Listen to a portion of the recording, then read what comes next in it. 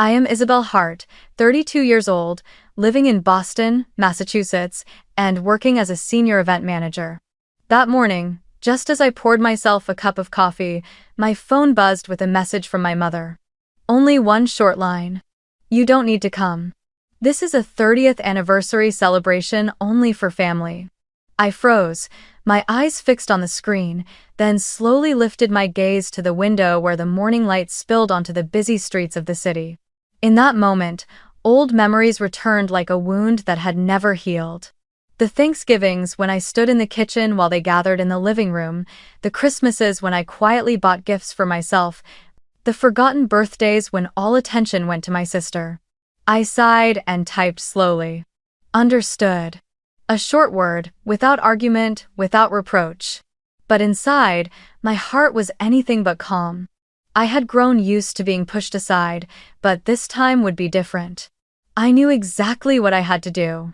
If my own family would not give me a seat at their table, I would build a new table of my own. And this time, when they saw who stood beside me on that stage, the entire room would fall silent. Before I continue with this story, I have a question for you. If one day your own family pushed you away from their table, would you have the courage to build one of your own? I would truly love to hear your thoughts, and don't forget to tell me what time it is where you are watching this story. Thank you so much, my dear. I still remember my childhood vividly in a small suburban town in New Jersey, where rows of red brick houses stood side by side, each with a white fence, neatly trimmed green lawns, and families that seemed almost identical, repeating the same pattern. From the outside, our house looked no different from the rest, but inside, the balance of affection always tilted heavily to one side. I had a younger sister, Brooke Hart, 3 years my junior, and from the moment she was born, the entire world within our family seemed to revolve around her. People called Brooke the precious jewel, not only because she was beautiful, with golden blonde hair and bright blue eyes that looked like something from a commercial, but because my parents cherished her as if she were a gem in their hands. As for me, I was only the shadow, always standing behind her, hearing the unspoken comparisons that weighed so heavily it felt suffocating. I remember my 16th birthday, a milestone for any American teenager. Deep inside, I still held a naive flicker of hope that maybe this year my parents would notice me, that maybe I would finally have a moment that truly belonged to me. I prepared carefully, cutting out pictures of cars and pasting them on my wall, dropping hints to my parents that many of my classmates were receiving big gifts when they turned 16. But that morning, when I walked down to the living room, it wasn't me who was smiling, it was Brooke, beaming in front of a brand new car parked outside with a giant red bow on top. Everyone cheered and celebrated her, while my mother quietly pressed a worn hardback cookbook into my hands, saying she had found it at a discount bookstore. I forced a smile and whispered thanks, but inside, my heart was torn apart. That night, I sat alone in my room, staring out the window at the headlights of my sister's car lighting up the street, while my own gift sat silently on the table, forgotten by everyone. Senior prom was another scar. While Brooke was taken by my mother to shop for designer gowns, trying on dress after dress in upscale boutiques, I had to sew my own dress from a cheap piece of fabric I picked up at a flea market. I stayed up many nights, stitching each seam carefully, both nervous and proud as I watched my creation take shape. All I wanted was for my parents to take at least one picture of me on that important day, the way they had always done for Brooke. But when I stood at the bottom of the stairs, my dress on, my hair curled, there was only silence. My parents said they were busy helping Brooke get ready, and I had to rely on a classmate to pick me up. I left the house without a single family photo, with only the hurried laughter and chatter behind me as they fussed over my sister. Growing up in a household like that, I learned silence. I learned how to hide the hurt, how to step back and give the spotlight entirely to Brooke. I became used to being the afterthought, used to being the backup plan, used to the constant feeling that I was never good enough in my parents' eyes. But those years, painful as they were, quietly forged a resilience in me. I didn't know then that all the times I was excluded, all the times I was dismissed, would later become the fuel I needed to stand firm, To build a world of my own, a world where no one would ever again have the power to erase my name from the guest list. Leaving the house where I had always been seen as a shadow, I stepped into New York carrying a mix of fragility and strength. A few sets of clothes, a student loan, and the single belief that I had to build my life on my own. In those first years at NYU, I didn't live the carefree student life others seemed to enjoy. By day, I attended classes in event management and marketing. By night, I worked shifts as a waitress in small diners, sometimes picking up extra catering jobs at weddings just to afford tuition and rent. I will never forget the feeling of standing backstage in a dazzling ballroom, a heavy tray of wine glasses in my hands, watching elegantly dressed guests smile for photos. I was there, sweat trickling down my back, but at the same time I was learning every detail. How the logistics staff coordinated, how the host handled mishaps, how the band shifted the mood with an unexpected song.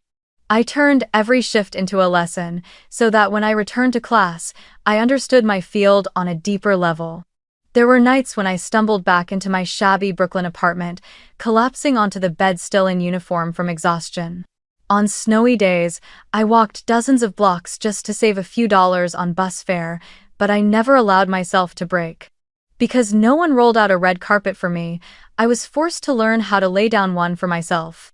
Over time, I realized that success in the event industry was not only about textbook knowledge, but also about resilience under pressure, crisis management, and, above all, understanding people. And through every late-night shift, I became that kind of person. The biggest turning point came when I was offered an internship at a mid-sized event planning company in New York. At first, they only assigned me minor tasks, answering emails, double-checking guest lists, supporting the printing of documents. But I never underestimated the importance of those details. I patiently observed how project directors negotiated with clients, how they stayed calm when the sound system failed in the middle of a ceremony, how they turned a lighting mishap into a memorable moment. Then one day, luck, or perhaps preparation, found me. One of the company's major events in Chicago suddenly lost its project manager due to illness. No one wanted to take the risk. The stakes were too high. I raised my hand. They looked at me, a slim young woman with barely any experience, as if I had lost my mind. But I convinced them that I could handle it, that I understood how to coordinate each moving part, that I had the endurance and the determination not to give up. They reluctantly agreed, perhaps because they had no other choice. And that event changed my life. It was a national-scale conference with thousands of attendees, spanning 3 days at a luxury hotel in Chicago. Every detail carried the potential to become a disaster. From arranging the seating of powerful business leaders, to managing the complex sound and lighting systems, to coordinating a service staff of hundreds. I barely slept during the week of preparation, running from hall to hall, adjusting every nameplate, reminding every staff member of their roles. And when opening night finally came, everything flowed seamlessly. Guests gave endless compliments, the media praised the event, and for the first time, my name was spoken in professional circles. After the Chicago event, I was no longer an anonymous intern. Multiple companies invited me to take on project manager roles, and step by step, I began to build a reputation. I eventually moved to Boston, where the events market was just as vibrant, and over the next 10 years, I founded my own company, Heart Events and Consulting. It started as a small office I rented on Charles Street, staffed with only a handful of eager young employees. But through dedication and credibility, we grew rapidly. I went on to organize everything from lavish weddings for the ultra-wealthy to influential political gatherings, and even art openings that captivated the entire city. The day my company signed its first contract with a major CEO in Boston, I stood in my office, gazing through the glass window at the Charles River flowing gently under the afternoon sunday. I remembered the freezing nights in New York, the endless serving shifts that left me drained, the countless moments watching my sister be celebrated while I silently carried the weight of my own struggles. All of those fragments of my life seemed to converge into that single moment. I knew I had come a long way. I was no longer the forgotten daughter in my family. I was Isabel Hart, founder of Heart Events and Consulting, and my clients were now the very names my parents would look up to with awe. This success did not come from any miracle, but from the old wounds that had shaped me into someone unafraid to stand alone, unafraid to build from nothing. And perhaps, because I had always been placed in the second seat, I learned how to step forward on my own. The message arrived on a Friday afternoon, just as I wrapped up a tense meeting with an important client at the office. I leaned back in my chair, slipped off the high heels that had pinched my feet all day, and unlocked my phone to check the family group chat. That chat was rarely active unless it involved Brooke or my parents. And sure enough, this time was no different. The first image that appeared was a glowing photo of the facade of a luxurious country club in New Jersey, with wrought iron gates curving around immaculate green lawns, and a grand entrance glittering under crystal chandeliers. My father had typed the caption with excitement. "Our 30th wedding anniversary will be held here next month, a private event, family only."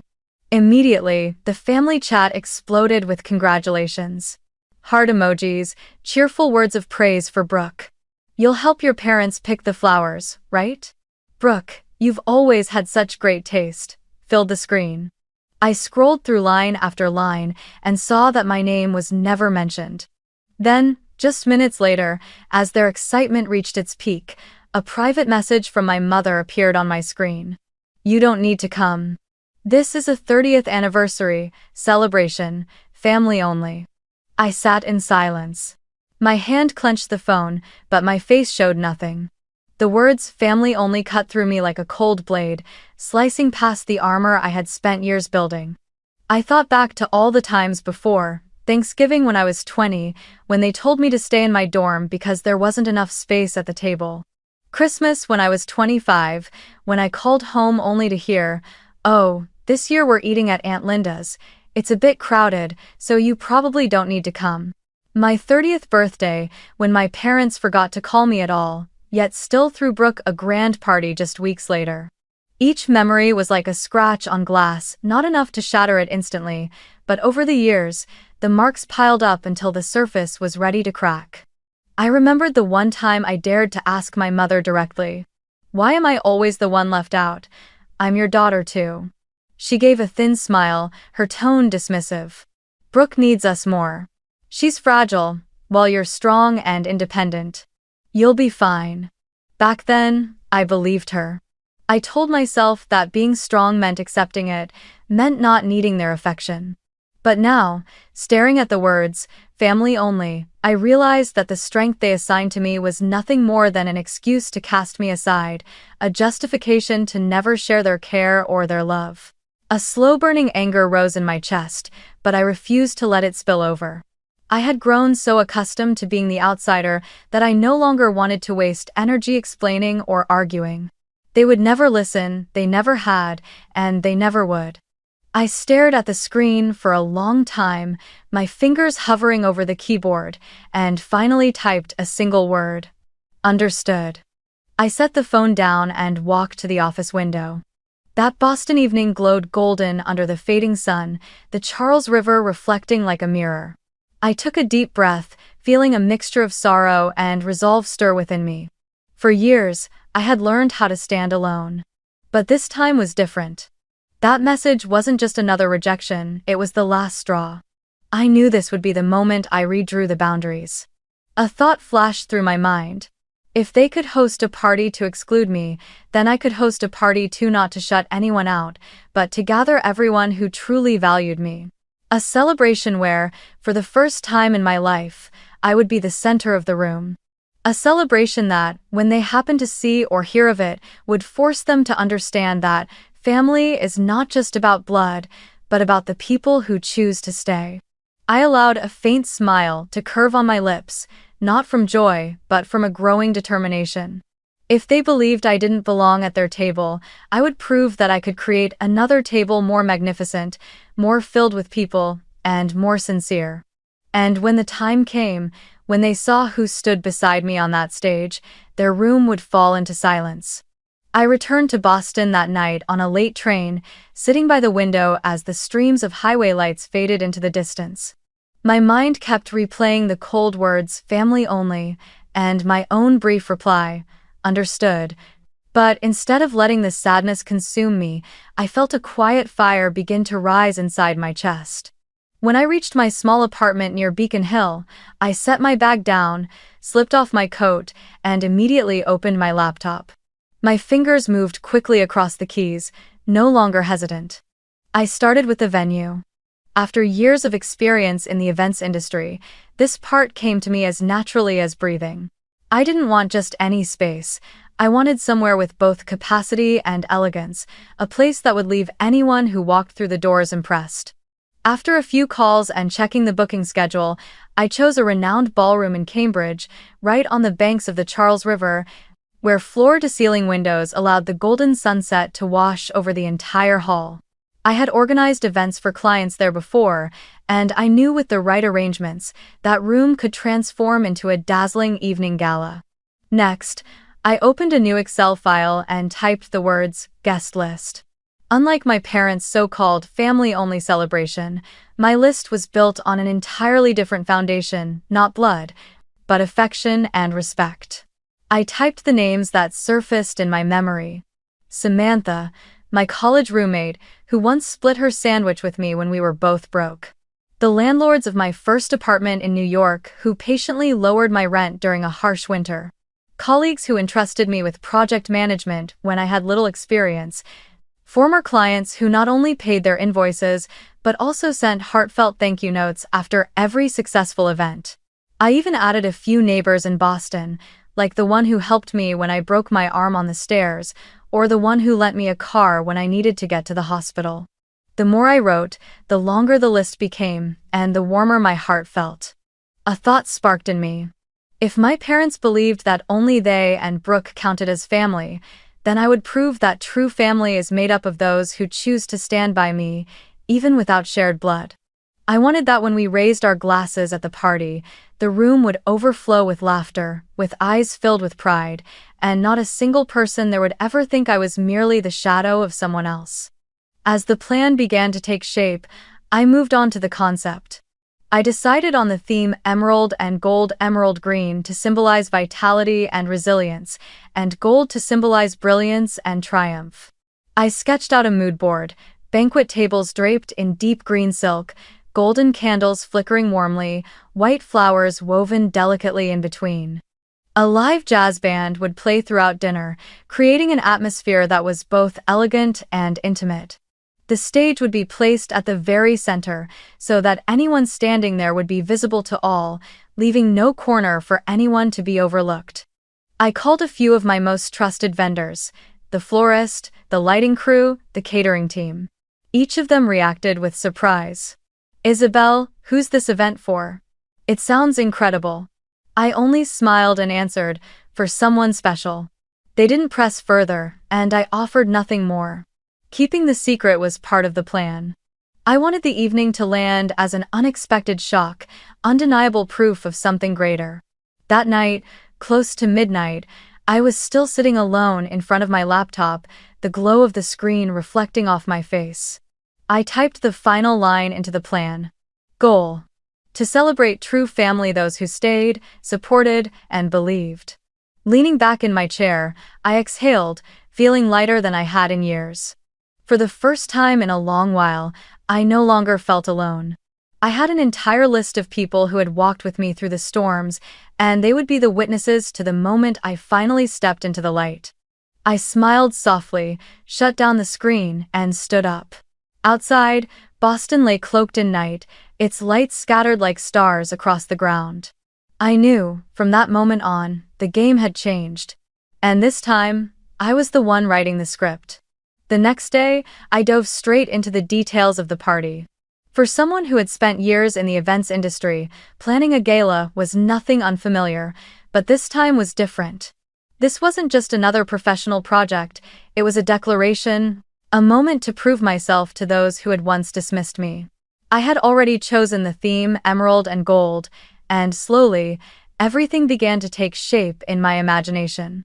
Long banquet tables draped in deep emerald silk, golden candle holders glowing atop them, Pristine white flower arrangements accented with delicate yellow orchids, soft golden lighting cascading down, reflecting off crystal glasses and silver cutlery, transforming the entire ballroom into a glittering treasure chest. I called a familiar florist in Back Bay and placed an order for hundreds of white roses and yellow orchids, along with lush dark green foliage to highlight the color palette. As I described the vision, the shop manager laughed warmly. "Isabel, this sounds more like a gala for a major charity foundation than a personal party." I replied with a quiet, mysterious smile. "Exactly. That's the point." Music was just as essential. I reached out to a 4-piece jazz band I had once worked with at a book launch. Their warm saxophone notes and tender piano melodies had once brought an entire hall to silence. They were thrilled when I called. "We'll bring a full set classic swing pieces and soft ballads, but who's this event for?" I only shrugged. "Just a small celebration. Trust me, the audience will be worth it." Next came the invitations. I didn't want anything ostentatious, but they couldn't be ordinary either. I commissioned a custom design, an emerald background, gold foil borders, and elegant embossed calligraphy. My name wasn't printed in large letters, just a refined line. "A night of gratitude and celebration. Hosted by Isabel Hart." I sent each envelope to friends, colleagues, and neighbors. When they received them, many called back in curiosity. "Isabel, are you really hosting something like a gala? 200 guests? A live band? Formal gowns?" I smiled softly, my voice firm. "Yes, this will be the night I'll never forget." Alongside the backstage preparations, I also thought about myself. I had spent my whole life standing behind others, but that night I would step into the spotlight. I wanted every detail from the decor to my attire to say one thing. I was no longer the shadow. I met with a designer on Newbury Street and tried on countless gowns. There was a dazzling gold dress, but it felt too loud. A stunning black gown, but it felt too heavy. And then I saw it, a crystal-studded emerald gown with an off-shoulder design that was both soft and strong, a fitted waist that highlighted my figure, and a long sweeping train that glided across the floor. Under the lights, thousands of crystals sparkled like stars. I slipped it on, stood before the mirror, and in that moment, I saw myself not the girl forgotten on her 16th birthday, not the teenager who had to sew her own prom dress, but a woman who had endured, who had become strong enough to shine in her own way. I turned to the designer, smiling. "I'll take this one." In the days leading up to the party, my phone buzzed constantly with messages and calls from friends. "Isabel, what exactly is this event? Why so formal? Are you planning to invite politicians? Will your parents be there?" Each time I heard those questions, I only smiled. I didn't need to explain. My answer was always short and calm. "They'll find out." The night before the party, I stepped into the ballroom for the final check. Staff bustled around, hanging lights, testing the sound system, arranging the tables. On the stage, the Hart Events and Consulting logo glowed across the LED screen under a soft golden wash. I walked between the rows of tables, smoothing a tablecloth here, adjusting a chair there, breathing in the gentle fragrance of fresh flowers. Every detail matched the vision I had carried in my mind. If anything, it was even more beautiful. A picture flickered through my thoughts. Tomorrow, this room would be filled with 200 people, raising their glasses with me, celebrating not just my professional success, but the personal strength that carried me through years of being overlooked. I left the ballroom close to midnight, carrying the box with my emerald gown. That Boston night was crisp, the lights along the Charles River shimmering against the water. Standing on the bridge, the wind brushing lightly through my hair, I whispered to myself, "Tomorrow, I will no longer be the outsider. Tomorrow, I will show them what true family really means." That same evening, 2 celebrations unfolded nearly 300 miles apart. In the New Jersey suburbs, my parents and Brooke hosted their 30th wedding anniversary at a warmly decorated country club. The reception hall held only about 40 guests, mostly close relatives, a few old church friends, and some of my father's longtime colleagues. Round tables covered in white cloths, small vases of red roses set at the center, and a playlist of familiar love songs playing softly through the speakers. I could picture the scene even without being there. Repeated congratulations, recycled stories, every conversation circling back to Brooke, the golden daughter. People would ask her about work, about future plans, and, as always, my name would never be spoken. For them, it would be a family celebration, complete and whole. At the same time, in Boston, I stepped out of the car in front of the Grand Cambridge Ballroom, golden light spilling through the tall glass windows, reflecting across the Charles River like brilliant streaks of stars.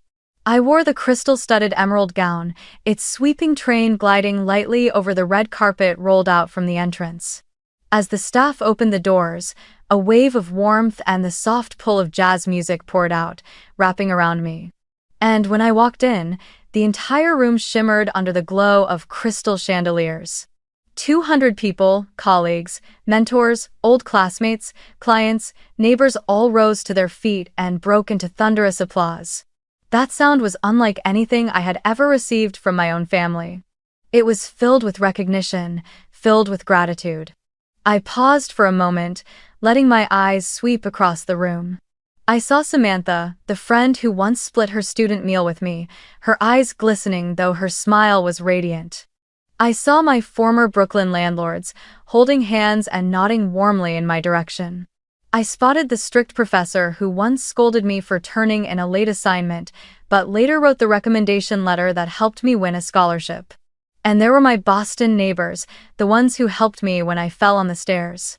Every face in that room was a piece of the puzzle, each one a part of what had built the person I had become. The servers moved quickly, pouring champagne into each crystal glass.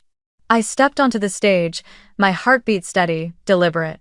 Under the spotlight, my emerald gown shimmered as though it were dusted with stars.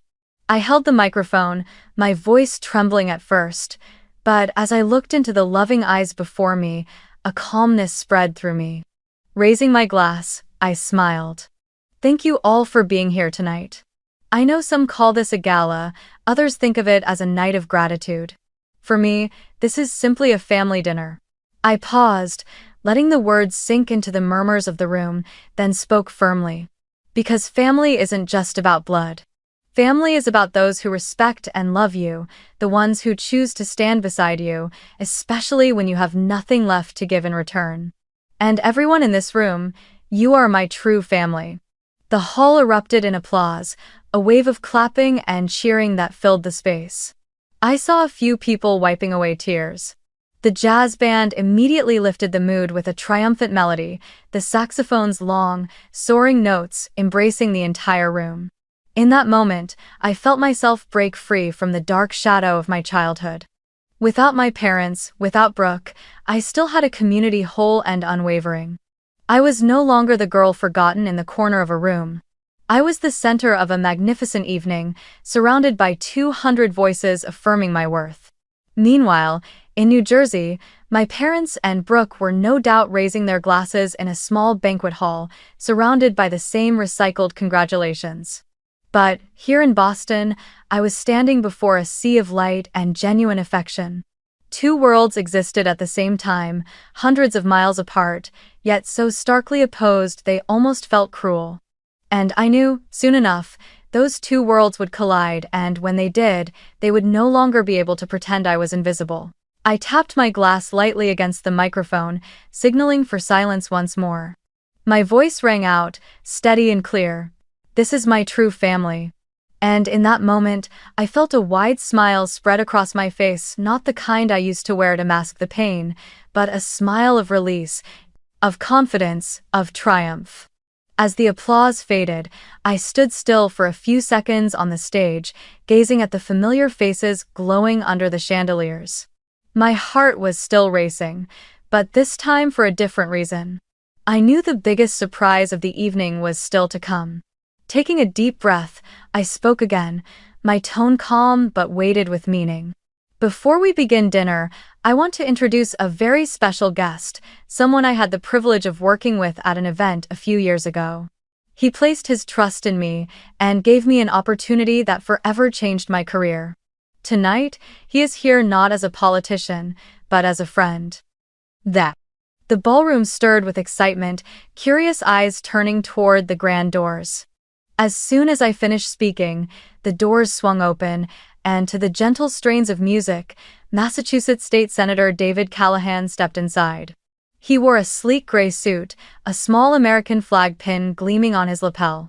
A collective gasp rose from the guests, followed by several people leaping to their feet, and then a wave of thunderous applause filled the hall. I walked down a few steps, shook his hand, and passed him the microphone. He smiled, his voice deep yet clear. "Thank you, Isabel, and thank you all for such a warm welcome. I want to say a few words not as a politician, but as someone who has witnessed her extraordinary determination firsthand." The room fell silent, his words echoing against the walls.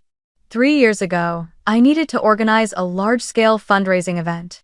Many companies turned me down, saying the timeline was too tight and the demands were impossible. Isabel accepted without hesitation. Within 10 days, she transformed an abandoned warehouse into a magnificent venue, coordinated hundreds of staff, and that night, we raised a record-breaking sum for homeless children.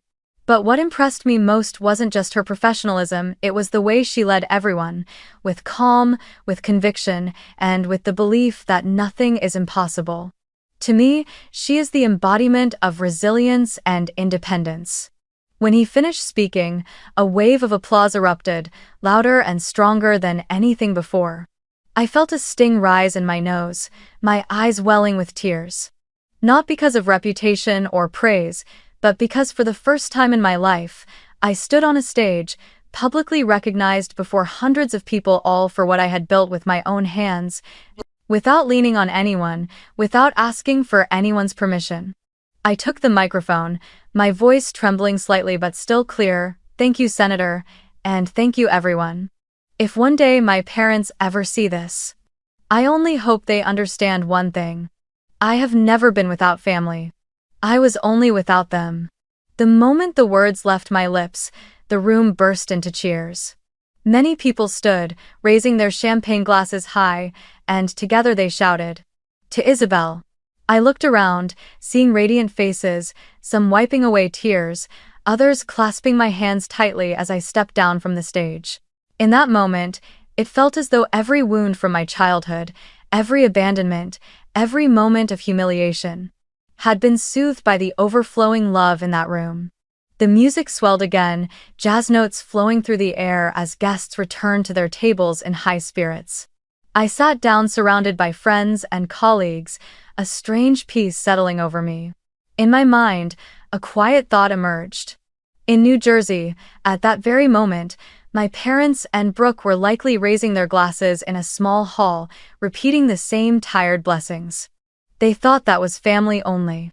But here, under golden lights and among 200 genuine souls, I finally understood what family truly meant. And I knew it was only a matter of time before they would be forced to face that truth. The next morning, I had just set my coffee down on my desk at the office when my phone began buzzing nonstop. Looking up, I noticed a few of the younger staff whispering as they glanced at their screens, some even turning toward me with excited smiles. I opened my laptop.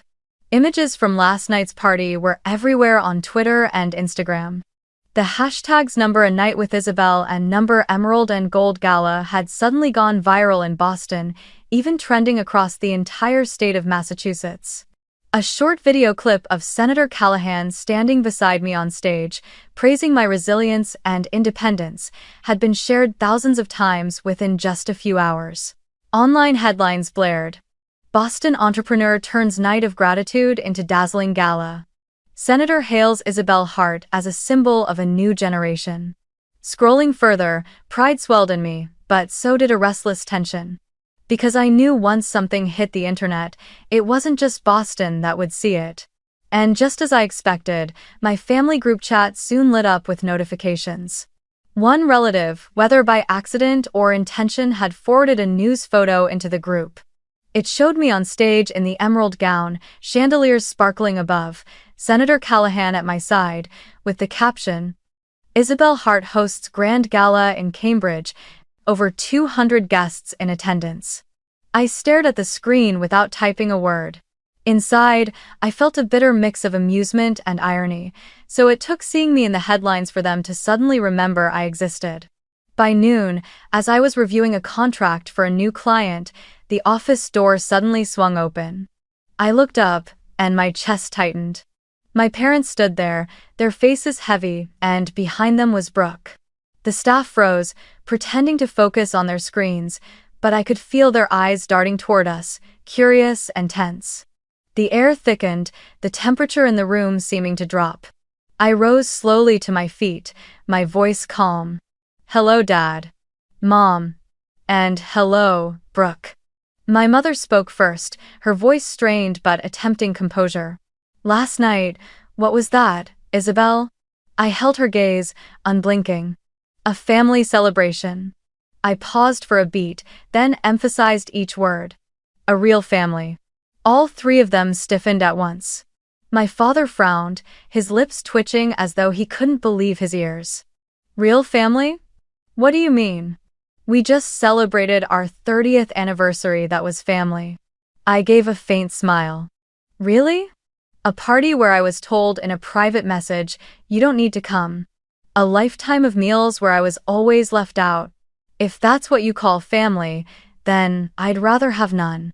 Brooke, who had remained silent until then, widened her eyes at me as if she were seeing me for the first time, not the sister who had always endured, always yielded. Her voice faltered. I didn't think it was that serious." I turned to her, my eyes cold. "Of course you didn't. You've never had to sit on the sidelines, you never got an old book while someone else got a car. You never had to sew your prom dress while mom took you shopping at high-end boutiques. You never had to take out loans just to go to college while your tuition was paid in full. You could never think of it, Brooke. Because you've always been the center of everything, and I was only the shadow." All. The tension in the room thickened. I gestured lightly for my staff to step out, and the door closed behind them, leaving only me, my parents, and Brooke seated around the polished wooden table. Suddenly the space felt smaller, heavier, as if the air itself had thinned. My father laced his fingers together, resting them on the table, his eyes avoiding mine, though his voice was rigid. "You don't understand, Isabel, we just wanted a small private dinner. 30 years of marriage doesn't need to be extravagant, just those closest to us." A sharp laugh escaped me, but it held no humor, only bitterness. "Small? Or exclusion? You know perfectly well that all my life, I've been placed on the outside. Every important moment, Brooke was at the center while I was left standing at the edge, looking in. The anniversary dinner was no different. You didn't want me there, yet you had the nerve to call that family." "I knew." My mother's brows furrowed, her voice rising. "Isabel, you're blowing this out of proportion. We never meant any harm.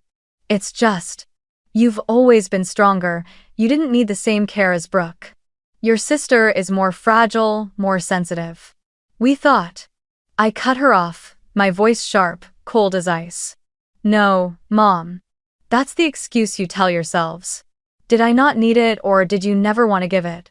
When I fell, I had to pick myself up. When I longed for a little recognition, you told me I was strong enough not to need it. In all these years, did either of you ever stop to wonder if I was truly okay?" No one answered. Brooke sat beside them, her hands tightly clasped together, eyes fixed on the floor. For the first time, I saw her face stripped of its usual pride, replaced only with confusion. I looked directly at her, my voice slow and deliberate. "Did you ever realize? Every gift, every opportunity, every ounce of favor, always went to you. And I had nothing. Did you ever see me standing in the background, swallowing back tears, while the whole family cheered for you?" Brooke stayed silent for a long time. I almost believed she would say nothing, just like always. But then, in a choked whisper, she said, I never thought it was that heavy. I just assumed you didn't care. I thought you were fine." She lifted her head, eyes rimmed red though no tears fell. "Maybe I was selfish. I thought I was only following what mom and dad wanted, without realizing how much it weighed on you. That admission, though not a full apology, sent a tremor through the room. I couldn't decide whether to feel relieved or wounded. Part of me wanted to shout, "Yes, you were selfish," but another part only felt tired. I answered simply, "I've waited years to hear something like that." My father exhaled deeply, leaning back into his chair, his aging eyes carrying a glimmer of something like regret, though still clouded by stubbornness. In a low voice, he said, "Maybe. We didn't see it. We were too focused on Brooke, and we thought you'd be fine on your own. But Isabel, you have to understand, being a parent, no one gets it perfect." I nodded slightly. "I understand. But there's something I need you to understand too. Neglect can kill the child inside, even if on the outside she looks strong. I've lived with that feeling my whole life." The room sank into silence. I could hear the ticking of the wall clock, each second stretching thin. My mother turned her face away, her hands trembling. Brooke lowered her head, her blonde hair falling to hide half her face. My father opened his mouth as if to say more, but then pressed his lips shut. For the first time, they had no defense left. Strangely, that silence no longer suffocated me. Instead, it felt like a mirror. I saw the truth. All those years I had longed to hear them acknowledge me, but when the moment finally drew close, I felt only emptiness. No explanation, no excuse could ever bridge the gap of decades. And the only thing left between us. I rose, gathering the unfinished file in front of me, my voice calm. "I don't need any more words. I just want you to see clearly that I am no longer standing on the outside. I have found my true family, whether you are part of it or not." My hand rested on the back of the chair as I looked at them one last time. "If that makes you uncomfortable, I'm sorry, but it's the truth." I walked out of the conference room, my heels striking firmly against the wooden floor of the hallway. Behind me, the door closed, sealing in the heavy silence of my parents and Brooke. I did not look back. For years, I had lived craving their recognition, but today I realized I no longer needed it. Last night I had stood in a room overflowing with recognition, and ahead of me was an entire future I had built with my own hands. That evening, I drove back to my small apartment in Beacon Hill. The late sunlight spilled across the red rooftops, casting a golden glow on the uneven brick-paved streets. When I opened the door, I drew in a deep breath, letting the familiar scent of home fill my chest. Everything was quiet: the neatly arranged bookshelf, the desk stacked with unfinished files, the sofa draped with a hand-woven blanket. I hung up my coat, set my bag down, and sat at the desk. In front of me lay a worn brown leather journal, the place where I had recorded everything that mattered, from work ideas to wounds too heavy to speak aloud. I turned to a fresh page and picked up my pen. The nib trembled slightly in my hand, but the words came out steady.